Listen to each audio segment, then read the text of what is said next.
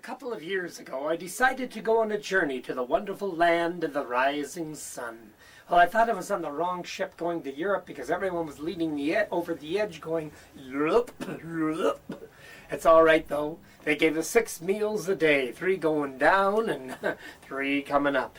Well, we finally got to Japan. And I was walking down Minazawa Tashiwa Street, and all of a sudden, a huge dragon-like crevice opened in the crust of the earth and swallowed up houses. Window glass was shattered. It was an earthquake. And there was one house unharmed. Yes, that's what I said. One house unharmed. And I walked up to the door, and I rapped on the door. And I gave the formal Japanese greeting. I said, hello. And the person at the door said, Soto matikuta-san koko soko onegaishipa, which translated means, hello, dude. Well, this is a famous magician, Aktui. He had a brother who's a spitting image of him.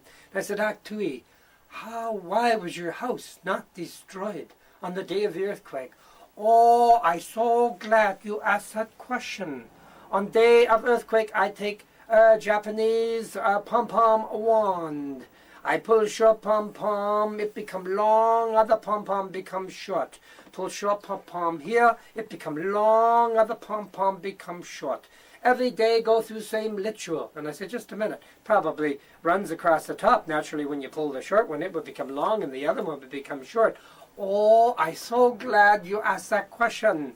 And with that, he proceeded to divide the wands. But still, when he pulled the short pom-pom, it became long, and the other pom-pom became short.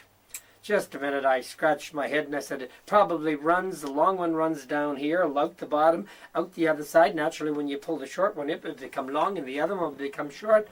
Oh, I'm so glad you asked that question. And with that, he proceeded to divide the wands, and yet when he pulled the short pom-pom, it became long, and the other one became short. But just a minute, I said, what if one was under your arm, and one was over here?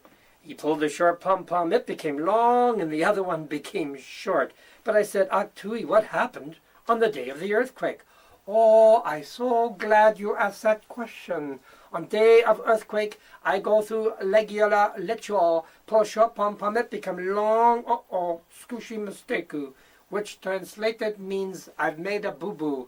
Now we have 2 long pom-pom. So I reinforce house with plywood and put tape all over window. Save my house for earthquake. Very good, I said. But now what can you do with the wands, your 2 long ones? I'm so glad you asked that question. And with that, he proceeded to pull up hair from his head, and he wrapped it around the one bead and around the other bead. And when he pulled on the string, he pronounced 25 syllables of his grandfather's name. And when he pulled the short pom-pom, it became long, and the other one became short. And that, my friends, is a story of the Japanese pom-pom wands. Soto mati kutasan kokosok onegaishipa. Thank you.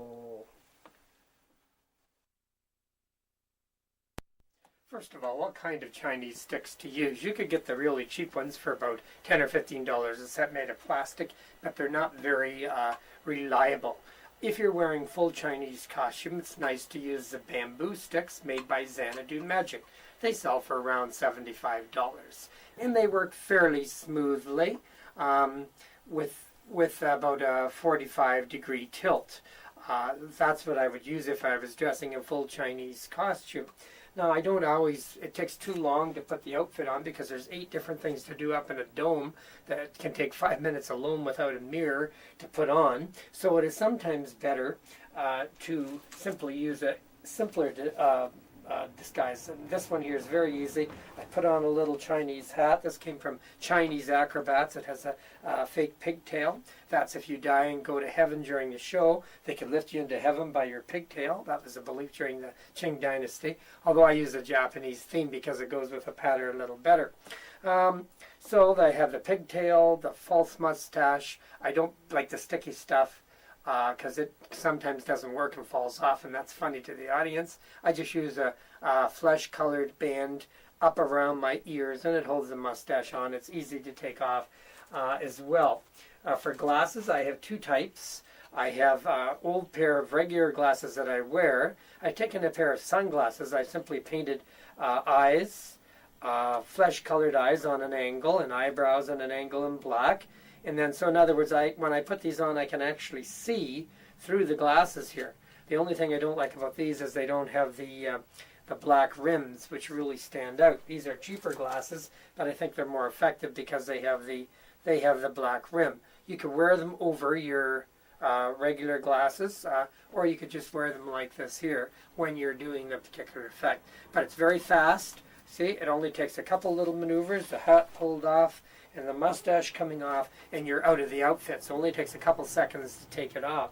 Whereas with a Chinese outfit, they'd be waiting for at least a minute for you to take it off, and a minute in front of an audience is a long, long time. And so those are some of the things I use for Chinese sticks. There is another type of stick. The Viking Henshin makes a good stick. It's square, so the weight doesn't get twisted in around. But the best set on the market today is made by Precision Magic, and they sell for about $149 American a pair. But they have very good tracks, and they're very smooth working, and they don't look gaudy or magical. And they're quite a good prop to use. So that has been my version of the Chinese sticks.